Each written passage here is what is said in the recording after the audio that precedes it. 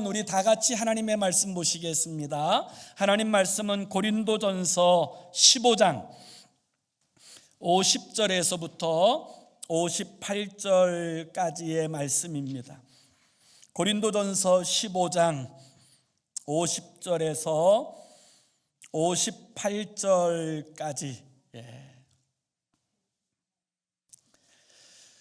15장 50절에서 58절까지 우리 제가 한 절 읽고 우리 성도님들 한 절 읽는 교독하는 형식으로 주의 말씀을 함께 낭독하겠습니다. 50절에서 58절까지 교독합니다. 형제들아, 내가 이것을 말하노니 혈과 육은 하나님 나라를 이어받을 수 없고 또한 썩는 것은 썩지 아니하는 것을 유업으로 받지 못하느니라. 우리가 다 잠잘 것이 아니요 마지막 나팔의 순식간에 홀연히 다 변화되리니 나팔 소리가 나매 죽은 자들이 썩지 아니할 것으로 다시 살아나고 우리도 변화되리라. 이 썩을 것이 반드시 썩지 아니할 것을 입겠고 이 죽을 것이 죽지 아니함을 입으리로다. 이 썩을 것이 썩지 아니함을 입고 이 죽을 것이 죽지 아니함을 입을 때에는 사망을 삼키고 이기리라고 기록된 말씀이 이루어지리라. 사망아, 너의 승리가 어디 있느냐? 사망아, 내가 쏘는 것이 어디 있느냐? 사망이 쏘는 것은 죄요 죄의 권능은 율법이라. 우리 주 예수 그리스도로 말미암아 우리에게 승리를 주시는 하나님께 감사하노니 58절 다 같이 합니다. 그러므로 내 사랑하는 형제들아, 견실하며 흔들리지 말고 항상 주의 일에 더욱 힘쓰는 자들이 되라. 이는 너희 수고가 주 안에서 헛되지 않은 줄 알미라. 아멘. 오늘은 우리 주 예수 그리스도께서 사망의 권세를 깨뜨리고 사단의 권세를 깨뜨리고 부활하신 부활의 날을 기념하는 부활절입니다. 예수 그리스도의 부활의 영광과 은혜가 우리 사랑하는 성도님들 가정과 삶의 자리에 함께 하시기를 원합니다. 영국의 유명한 설교자 가운데 샘스터라고 하는 목사님이 계셨는데요. 이 목사님이 이제 목회에서도 은퇴하시고 그리고 나서 여러 날이 지난 후에 전신불구의 병을 앓으셨답니다. 그러던 중에 어느 날 어느 해에 부활절이 오게 되어지자 그 사랑하는 딸을 붙들고는 이렇게 이야기했다고 합니다. 사랑하는 딸아, 오늘이 부활절이구나. 부활절 아침에는 큰 소리로 예수님이 부활하셨다라고 외치고 싶은데 아무리 몸부림쳐도 그 소리가 잘 나오지 못하는구나. 이것이 참으로 안타깝다. 그런데 더 안타까운 것은 목소리가 잘 나오는 사람들도 예수님이 부활하셨다라는 소리를 외치는 자가 많지 않은 것, 그것이 참으로 안타깝다라고 이야기하였다고 합니다. 사랑하는 성도 여러분, 예수님께서 부활하셨습니다. 저와 여러분의 죄를 대신하여 십자가에 죽으시고 장사된 지 사흘 만에 부활하셨습니다. 그리고 우리도 예수님의 부활과 동일한 부활의 영광 가운데 들어가게 될 줄로 믿습니다. 우리 이 아침에 큰 소리로 한번 외쳐볼까요? 예수님이 부활하셨습니다. 조금 더 큰 소리로 다시 한번 예수님이 부활하셨습니다. 예수님이 부활하셨습니다. 그렇습니다. 기독교의 신앙의 핵심은 예수 그리스도의 십자가와 부활입니다. 그래서 혹자들은 기독교를 생명의 종교, 부활의 종교라고 그렇게 이야기합니다. 예수 그리스도의 부활이 거짓이라고 하면 여러분 기독교의 신앙은 다 무너져 버리고 말 것입니다. 사도 바울은 고린도전서 15장에서 부활에 관해서 이야기하면서 예수 그리스도의 부활이 진정한 부활로 이루어지지 않았다면 우리는 제일 불쌍한 사람이라고 그렇게 이야기했습니다. 그래서 고린도전서 15장 19절에 보면 만일 그리스도 안에서 우리가 바라는 것이 다만 이 세상의 삶뿐이면 모든 사람 가운데 우리가 더욱 불쌍하리라 이렇게 이야기했습니다. 예수 그리스도의 부활이 거짓이라면 우리는 가장 불쌍한 인생들이다라고 사도 바울은 이야기하는 것입니다. 그런데 여러분 안심하십시오. 예수님은 부활하셨습니다. 우리의 죄와 허물을 대신하여 죽으시고 장사된 지 사흘 만에 부활하셔서 지금도 우리와 함께 하시는 줄로 믿습니다. 우리는 예수 그리스도의 이 부활을 통하여 우리에게 주시는 영광이 무엇인지, 예수 그리스도의 이 부활을 통하여 우리에게 주시는 하나님의 은혜가 무엇인지를 배우게 되어집니다. 오늘 하나님께서 예수 그리스도의 부활을 통하여 우리에게 주시는 하나님의 영광과 그 은혜를 알아가는 그런 복된 시간이 되어질 수 있기를 원합니다. 자, 그러면 예수 그리스도의 부활로 우리에게 주어진 그 은혜와 영광은 무엇일까요? 오늘 성경은 첫 번째로 하나님의 나라를 유업으로 받게 된 것이라고 말씀하고 있습니다. 우리 한번 다 같이 50절의 말씀을 다 함께 같이 읽습니다. 시작.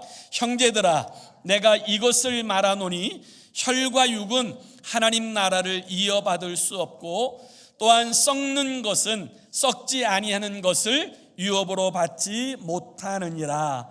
아멘. 유업은 하나님 아버지가 자녀에게 주는 유산이고 특권이고 축복을 의미하는 것입니다.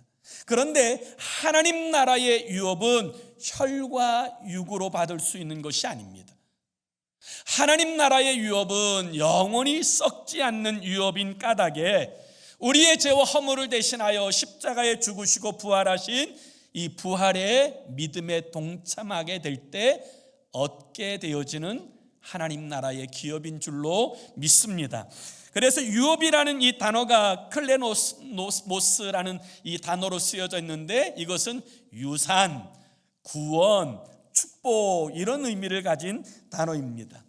예수 그리스도의 부활은 나를 위한 부활이요, 그리고 그 부활 가운데 우리도 동참하게 되어질 것을 믿고 예수 그리스도를 영접한 자들에게는 하나님께서 이 하나님 나라의 유업을 받는 놀라운 축복을 우리에게 주시는 줄로 믿습니다. 그것이 예수 그리스도의 부활로 이루신 영광이고 은혜인 것입니다. 예수 그리스도의 부활을 통하여서 우리에게 주시는 하나님의 영광과 은혜의 두 번째는 예수 그리스도의 부활은 성도의 부활을 보증하신 것이다 라는 것을 오늘 성경은 말씀하고 있다는 것입니다. 우리 다시 한번 51절에서 53절까지의 말씀도 같이 읽습니다. 시작. 보라, 내가 너희에게 비밀을 말하노니 우리가 다 잠잘 것이 아니요 마지막 나팔에 순식간에 호련히 다 변화되리니 나팔 소리가 나매 죽은 자들이 썩지 아니할 것으로 다시 살아나고 우리도 변화되리라. 이 썩을 것이 반드시 썩지 아니할 것을 입겠고 이 죽을 것이 죽지 아니함을 입으리로다. 아멘. 예수님이 부활하심으로써 예수 그리스도 안에 있는 사람들도 이 부활의 영광에 동참하게 되어진다는 것입니다. 그래서 예수 그리스도의 부활은 부활의 첫 열매로서 우리가 어떻게 부활할 것인지를 보여주는, 그리고 예수 안에 있는 사람들에게 이 부활이 확실하게 준비되었다고 하는 부활의 보증이 되는 사건이 바로 예수 그리스도의 부활의 사건이라는 것을 사도 바울은 이야기하고 있는 것입니다. 그러면서 사도 바울은 우리에게 비밀이 있다고 이야기합니다.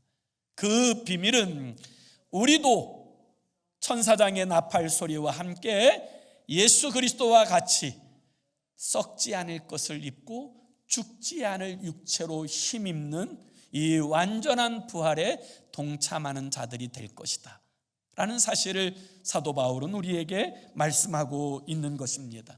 많은 사람들이 부활에 관한 이야기를 하면 정신적 부활 혹은 육체적 부활 혹은 또 이제 경제적 부활, 용기의 부활, 사랑의 부활 이런 이야기들을 이야기하지만 여러분, 그것은 부활의 의미일 뿐이고 진정한 부활은 우리도 예수 그리스도의 변화된 몸처럼 우리의 몸도 다 홀연히 변화되어서 이 주님의 부활의 영광에 동참하는 자들이 될 것이라는 사실을 분명하게 말씀하고 있는 것입니다. 천사장의 나팔 소리가 울려나면 우리의 육신도 썩지 않을 것으로 그리고 죽지 않을 것으로 덧입혀져서 이 부활의 영광에 참여하는 자가 되어지는 줄로 믿습니다. 세 번째는 사망의 권세를 깨트린 것입니다. 예수 그리스도의 부활은 이 사망의 권세를 깨트린 것입니다. 그래서 54절에서부터 56절까지 다시 보세요. 이 썩을 것이 썩지 아니함을 입고 이 죽을 것이 죽지 아니함을 입을 때에는 사망을 삼키고 이기리라고 기록된 말씀이 이루어지리라. 사망아, 너의 승리가 어디 있느냐? 사망아, 내가 쏘는 것이 어디 있느냐? 사망이 쏘는 것은 죄요, 죄의 권능은 율법이라. 이렇게 말씀하십니다.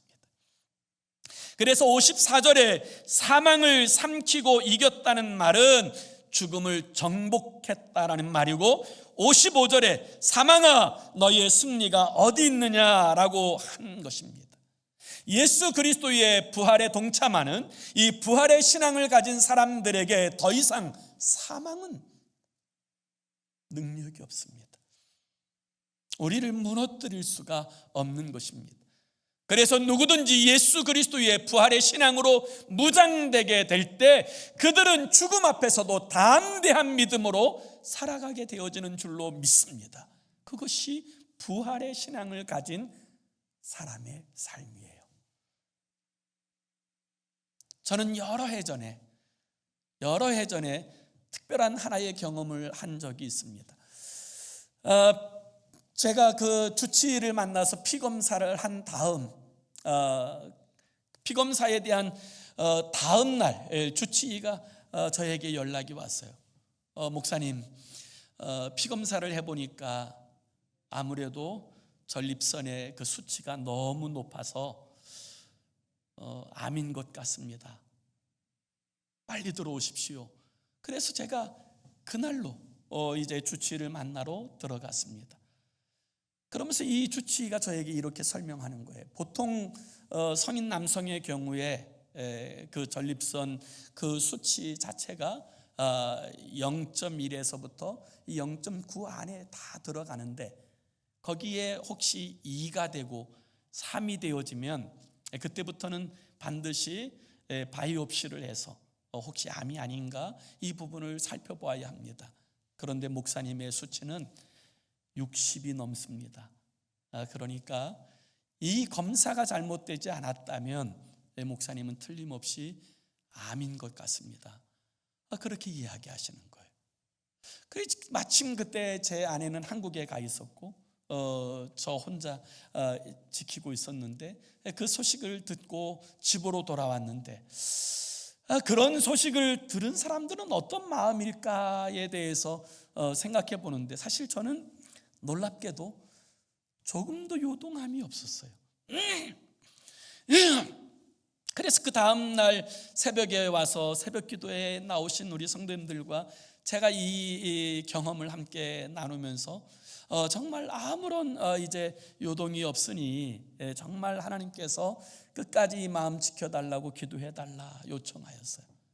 그리고 여러 날이 지난 후에 바이옵시를 했는데 다행히 정상이라고 하는 그런 결과가 나와서 한바탕 소동처럼 지나갔던 사건이 있었는데 이 하나의 사건을 통해서 제가 경험한 것은 무엇이냐면 부활의 신앙을 가지고 살아가게 될 때 이 죽는다고 하는 것이 그렇게 두렵거나 무섭거나 힘든 일이 아니로구나라는 사실을 저는 경험할 수 있었어요. 사도 요한의 제자인 폴리갑은 서머나 교회의 감독이었습니다. 일평생 주님을 섬기던 그가 부활의 복음을 전한다는 이유 때문에 로마의 압제를 당하고 엄청난 고통을 받습니다. 그러던 어느 날 드디어 로마는 군사를 보내어서 이 폴리갑을 잡아 끌고 오도록 명합니다. 폴리갑은 자신을 잡아 죽이려고 자신의 집에 들이닥친 이 로마의 병정들에게 잘 대접하였습니다. 그리고 로마의 황제 앞에 서게 되었을 때 고령의 폴리갑을 향하여 황제는 이렇게 회유하고 설득하였다고 합니다. 지금이라도 부활의 복음을 전하지 않는다고 하면 내가 당신을 놓아줄 테니 지금부터라도 나는 이 복음을 전하지 않는 삶을 살겠소라고 이야기하십시오. 그러면 놓아주겠습니다. 그때 폴리갑은 이렇게 말했습니다. 주 예수님께서 나를 위해 죽으시고 나를 위하여 부활하셨는데 어떻게 내가 예수 그리스도의 이 부활의 복음을 전하지 않을 수 있습니까? 그리고 그는 화영장에 찬송하며 들어가 순교하였어요. 로마 시대에 초대교회 그리스도인들은 이 로마의 그 핍박 가운데서 많은 사람들이 죽었습니다. 어떤 사람들은 사자에 물려 죽고, 어떤 사람들은 십자가형에 처해 죽고, 어떤 사람들은 흉측한 고문 가운데 죽었습니다. 심지어 어떤 사람들은 인간 양초가 되어서 로마 시내를 밝히는 그런 수치스러운 죽음 가운데 그리스도인들을 내몰았습니다. 그런데 놀라운 것은 그렇게 위협하면 그리스도인들이 두려워서 벌벌 떨 줄 알았는데 놀랍게도 그리스도 예수의 사람들은 조금도 두려워하지 않고 오히려 이 순교의 자리에 찬송하며 나아가는 일들을 통하여 그 일이 로마가 기독교화되고 복음화되어지는 첩경이 되어진 것입니다. 사망아, 너의 이김이 어디 있느냐? 우리가 부활의 신앙을 붙들고 살아가게 될 때 더 이상 이 죽음이라고 하는 것이 우리의 두려움과 공포가 아니라 하나님께서 예비하신 또 다른 시작, 영혼을 향해 나아가는 길이라는 사실을 아는 까닭에 부활의 신앙을 가진 사람들은 담대하게 살아갈 수 있게 되어지는 줄로 믿습니다. 예수 그리스도의 부활을 통하여 우리에게 주시는 하나님의 영광과 그 은혜는 네 번째로 성도의 승리를 보장한다는 것입니다. 우리 한번 다시 57절의 말씀을 우리 한번 같이 읽습니다. 시작. 우리 주 예수 그리스도로 말미암아 우리에게 승리를 주시는 하나님께 감사하노니. 우리 주 예수 그리스도의 이 부활의 신앙을 가진 사람들은 여러분 담대한 승리의 확신을 가지고 살아갑니다. 십자가와 이 부활의 영광을 아는 사람들은 어떤 환경과 상황에서도 흔들리지 않고 믿음으로 담대하게 살아갈 뿐만 아니라 반드시 주님께서 승리케 하여 주시는 줄로 믿습니다.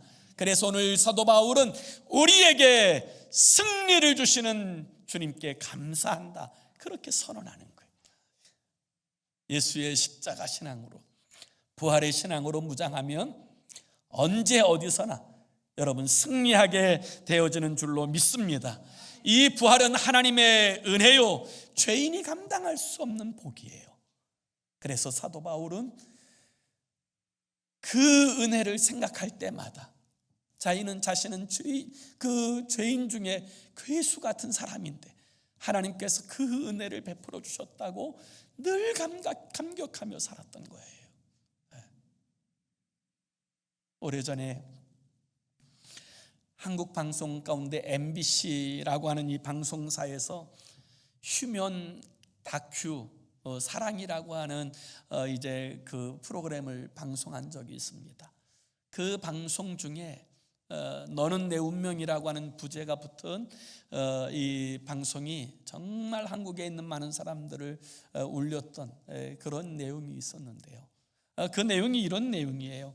한 여대생이 졸업한 후에 교대에 가고 싶어서 잠시 이제 졸업한 다음에 시간이 있는 동안에 한 대형 마켓에서 아르바이트를 시작했습니다. 아르바이트를 시작하면서 그곳에서 자기보다 9살 많은 세상적으로는 별 볼 일 없는 노총각을 사랑하기 시작했어요.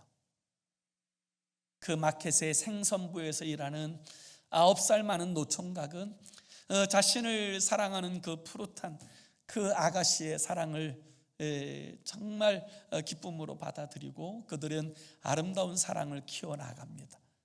그런데 불과 2년 만에 그들 앞에 엄청나게 큰 벽이 닥쳐왔어요.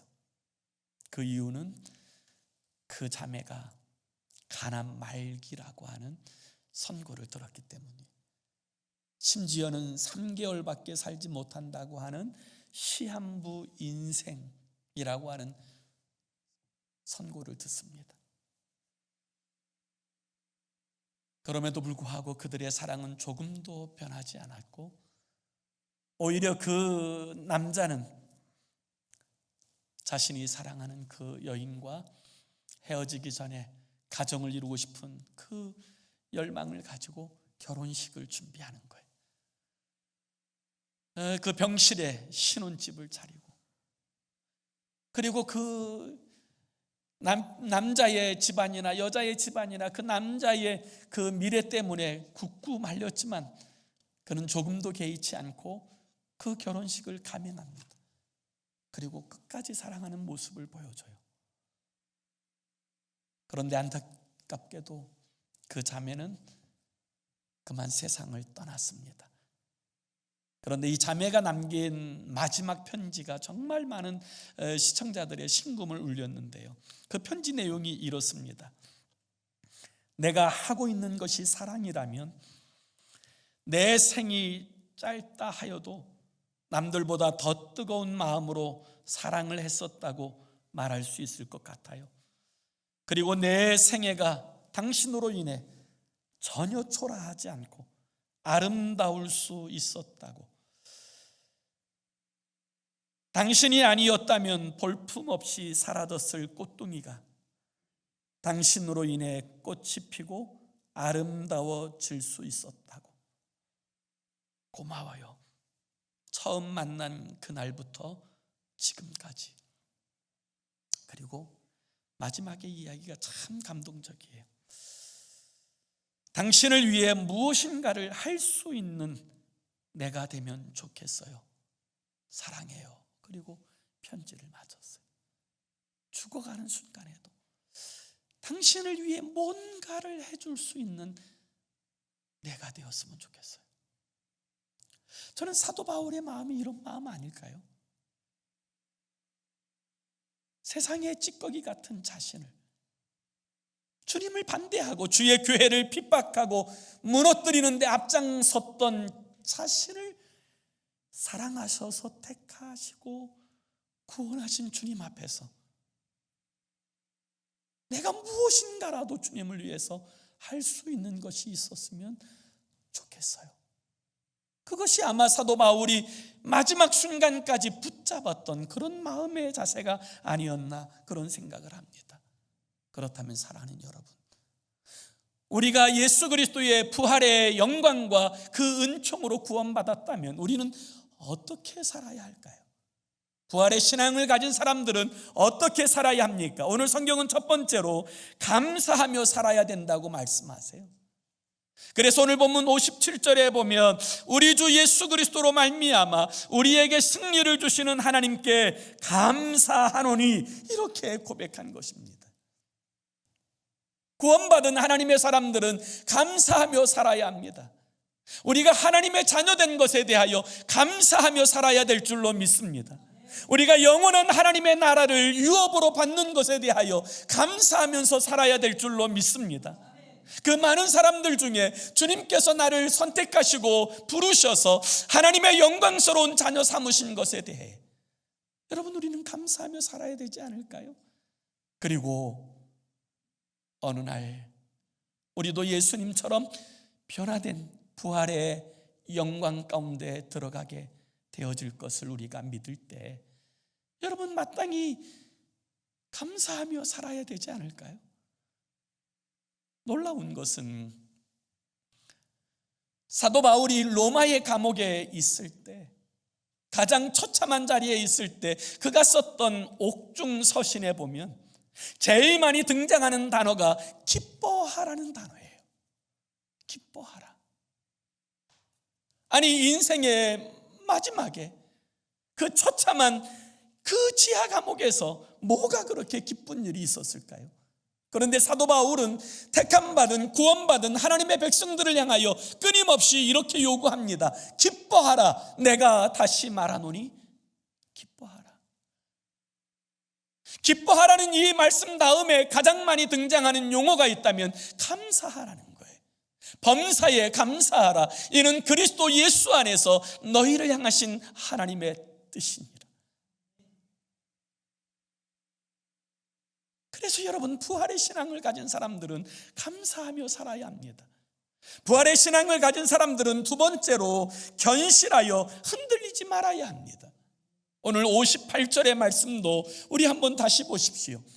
그러므로 내 사랑하는 형제들아, 견실하며 흔들리지 말고. 여러분, 세상은 이 부활의 신앙을 흔듭니다. 악한 세대에서는 온갖 매스미디어를 통하여서 예수 그리스도의 부활을 부정하는 여러 가지들을 가지고 여러분, 우리의 신앙을 흔들어요. 과학이라는 이름을 빌려서. 여러분, 악한 마귀 사단은 여러분 끊임없이 부활은 허구이며 꾸며낸 신화라고 그 거짓된 사람들을 통하여 우리를 미혹합니다. 그런데 여러분, 부활은 역사적 사실이에요. 부인할 수 없는 역사 가운데 가장 확실한 사건이 바로 예수 그리스도의 부활입니다. 예수님의 제자들은 예수님의 부활을 목격하기 전에 그들은 다 두려워했습니다. 다 주님을 도망가고 배신하였던 사람들이에요. 그런데 예수 그리스도의 부활을 경험하고 나서 그들은 완전히 달라졌습니다. 예수님의 12제자 가운데 사도 요한만 반모섬에 유배되는 그 아픔을 겪었고 나머지 11제자들은 다 예수 그리스도의 부활을 증거하다가 순교하였어요. 예수 그리스도의 부활이 거짓이라면 누가 거짓을 위하여 자신의 목숨을 버릴 사람이 어디 있겠습니까? 예수님의 모든 제자들은 예수 그리스도의 부활을 증거하다가 순교하였어요. 그렇기 때문에 여러분, 부활의 신앙을 가진 우리들은 이 세상 가운데 견실하여 흔들리지 말아야 되는 줄로 믿습니다. 그리고 이 신앙을 가진 사람들은 세 번째로 주의 일에 힘쓰는 자들이 되어야 돼요. 그래서 오늘 본문 58절 하반절에 항상 주의 일에 더욱 힘쓰는 자들이 되라. 이는 너희 수고가 주 안에서 헛되지 않은 줄 알미라. 여러분, 주님을 위해서 우리가 힘쓰는 것, 이건 헛된 일이 아니에요. 우리의 인생에서 가장 많이 남는 장사가 되는 줄로 믿습니다. 가장 복된 일이에요.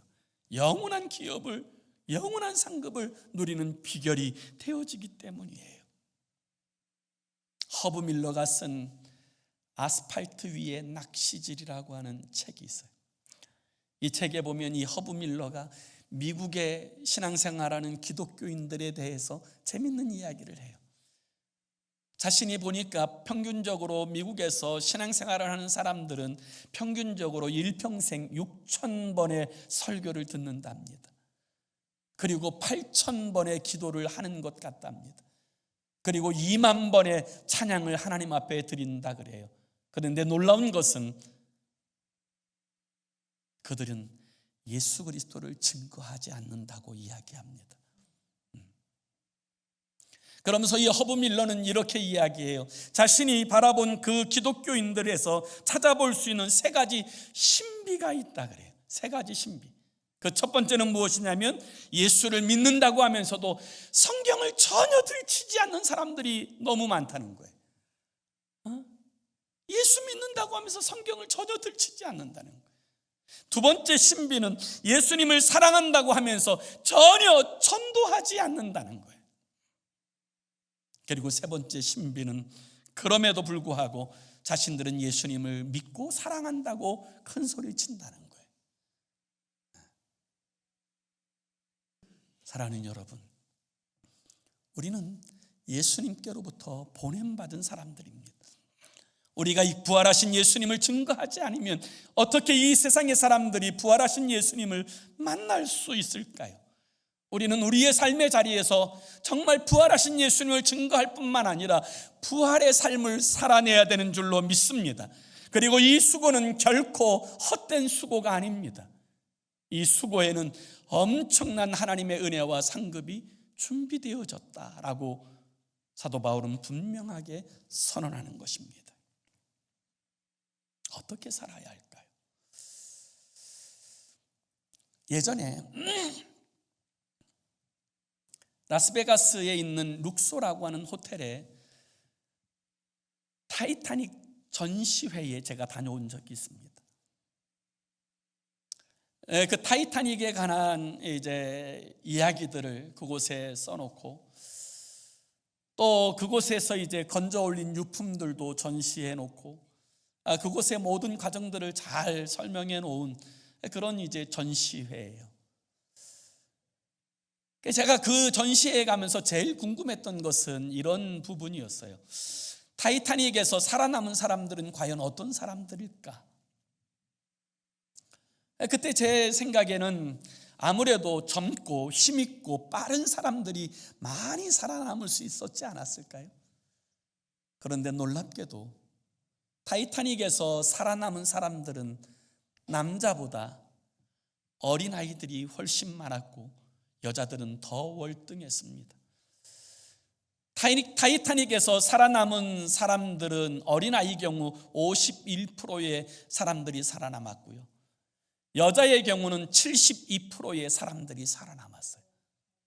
그런데 남자들은 20%밖에 살지 못했어요. 더군다나 그 20%도 대부분이 노약자였어요.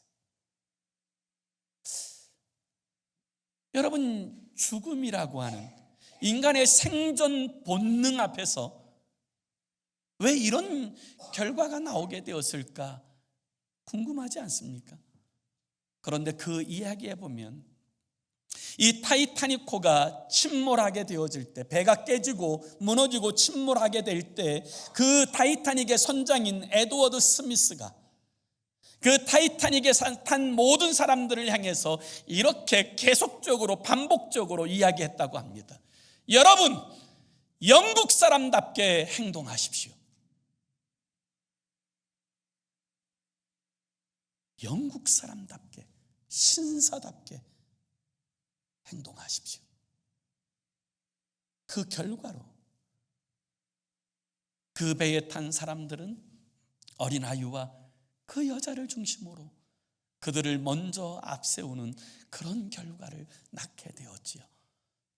사랑하는 여러분, 이 부활절에 어쩌면 하나님께서 우리에게 이렇게 말씀하시지 않겠습니까? 부활의 신앙을 가진 사람답게 행동하십시오. 그리스도인답게 사십시오. 그렇게 말씀하지 않으실까요? 그것이 우리를 향한 하나님의 기대 아니겠습니까? 오늘 우리들의 삶의 자리에서 이 부활의 신앙을 붙들고 그리고 이 부활의 신앙을 살아내는 저와 여러분의 삶이 되어질 수 있기를 예수 이름으로 축원합니다. 우리 함께 같이 기도하기 원합니다. 이렇게 기도했으면 좋겠어요. 주님, 부활의 신앙을 온전히 붙들게 하셔서 이 악한 세대 가운데 부활의 소식을 전하는 주의 사람이 되게 하여 주소서. 우리가 먼저 부활의 신앙으로 완전히 무장되어지고 부활의 삶을 살아내야 우리 주변에 있는 사람들이 예수님이 부활하신 줄 알 것입니다. 말로는 예수님이 부활했다고 이야기하지만 우리가 이 부활의 신앙으로 무장되어져 있지 않으면 세상은 절대로 믿지도 않을 것입니다. 어떤 영향도 받지 못할 것입니다. 그러나 우리가 부활의 삶을 살아내면 이 세상이 거룩한 충격을 받게 되고 정말 예수님이 부활하셨다는 사실을 알게 되어질 것입니다. 주님, 우리의 삶을 통하여 예수 부활하셨음을 보여주는 부활의 삶을 살게 해달라고 우리 함께 합심으로 기도하겠습니다. 살아계신 하나님 아버지, 이 악한 세대 아버지 하나님, 자기만을 아는 이 이기적인 세대에 하나님 아버지 우리로 하여금 예수 그리스도의 부활의 신앙을 붙들게 하여 주시고, 아버지 우리의 삶이 예수 그리스도의 부활로 말미암아 주어진 그 영광의 삶을 살아내게 하여 주옵소서. 부활을 살아내게 하시고 우리가 또한 부활할 자인 것을 아는 아버지 이 믿음 가운데 행하여 살아가는 우리의 삶이 되게 하여 주셔서 아버지 약한 세대 가운데 예수 그리스도의 부활의 소식을 전하며 하나님 나라의 복음을 선포하는 우리의 삶이 되게 하시고 그 선한 뜻을 이루게 하여 주시고, 아버지 하나님 우리 사랑하는 빌그림 교회 모든 성도들이 아버지 부활의 신앙으로 무장되게 하여 주옵소서. 아버지 하나님, 그리하여 사망아 너의 이기는 것이 무엇이냐. 아버지 정말 이 세상 앞에 믿음을 가지고 담대하게 살며 감사하며 아버지 견실하여 흔들리지 말고 정말 주 예수 그리스도의 죽으심과 부활을 힘있게 선포하는 주의 사람들로 행하여 살게 하여 주시옵소서. 하나님 아버지, 부활의 신앙을 온전히 붙들게 하셔서 이 악한 세대 가운데 주 예수 그리스도께서 부활하셨음을 보여주는 부활의 삶을 살게 하여 주시옵소서. 예수 그리스도의 이름으로 간절히 기도 올리옵나이다. 아멘.